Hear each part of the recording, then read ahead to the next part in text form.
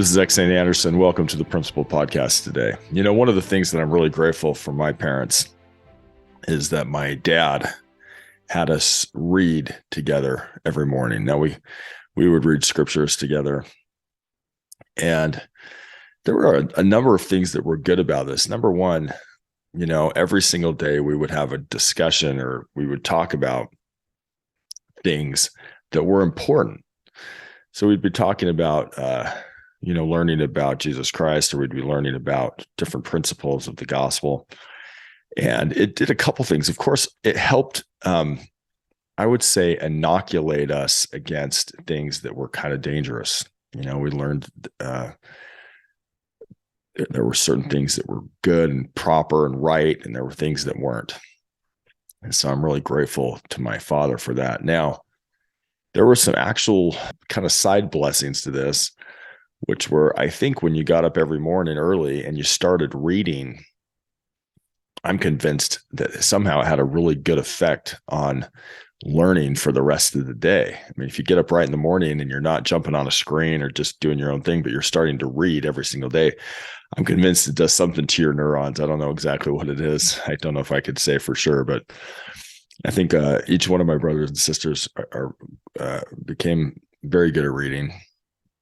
And so there was kind of this spin-off side blessing. Not only did we learn principles, but we also learned to be really good readers, because every morning you'd get up and you'd read together. And I think it's important to have a time each day where you put the distractions aside and you spend some time with your children, or as much as you can, where you can talk about things, you can read together. And so, you know, because of the good example of my parents, and I want to honor my parents for doing that, I've tried to do something similar to my parents. So we try to read every single day, and we'll try to read. We enjoy reading in the scriptures, learning about Jesus Christ, learning different principles of the gospel throughout the scriptures. And we also try to couple it in with other things. So just recently, we decided we were going to learn a little bit more about Stephen Covey's 7 Habits of Highly Effective People. And so as part of the scriptures, we would say, okay, let's read about the habit of being proactive. And he has some great stuff in there, talking about how, you know, when you focus on your circle of influence, it gets bigger. When you focus just on your circle of concern, where you're looking at stuff you can't control, your circle of influence actually gets smaller. And we had a great discussion about it. And, the next one is begin with the end in mind, where you can actually visualize, you know, what you want your life to end like. What do you want people to say about you at your funeral? What kind of a family, what kind of a marriage? When you start something, you want to begin with the end in mind. And so many things where when you can talk about things calmly, you're actually making it. By the way, this is a Stephen Covey principle as well. He's basically saying when you work on things that are not urgent, but important, you have less crises. So some people wait until there's this big crisis in their life. So when there's a huge, big crisis, my kids have gone off the rails. They now have all these problems. And at that point, you really have stuff you have to deal with.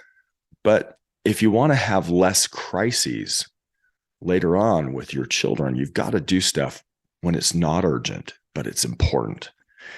And that is one of the best ways, in my opinion, to do that. Thanks to my parents who set this great example, is to have daily time to discuss principles, to discuss how important it is to stay away from drugs and alcohol, to discuss how important it is to make good decisions when you're dating, to discuss how important it is to begin with the end in mind and be proactive. And these are things that kids can learn when they're 5, when they're 6, when they're 7, when they're 8, when you just have a daily discussion. Take 20 or 30 minutes every day, sit down and read and talk.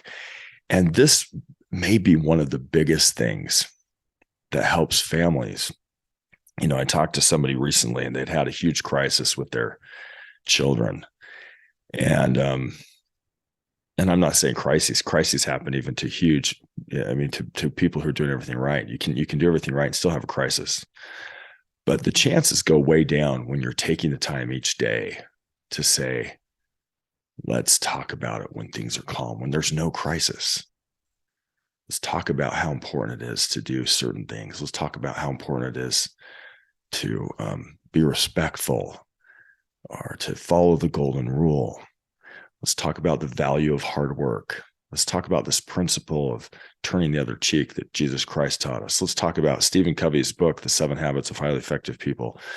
Let's talk about how to build a business. Let's talk about certain different things where each day my kids can learn just a little bit here and a little bit there, but the cumulative effect is really, really big.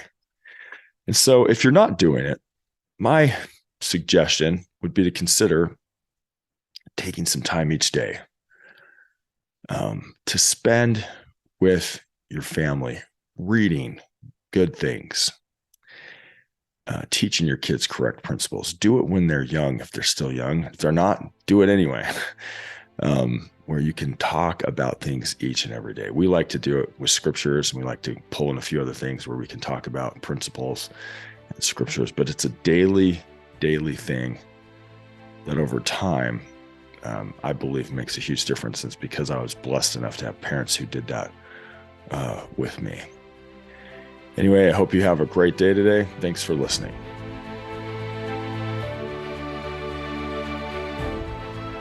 I am so jealous of my wife because she gets the ultimate career. She gets to train and nurture and love our children more than I get to, because I have to be doing things like this podcast. Parenting's the ultimate career. If you like what you heard today, please like, subscribe, comment, leave a review. Thank you for listening. You can also check out my book, What I Want My Children to Know Before I Die. It's available on Amazon and other bookstores. Thanks again for listening.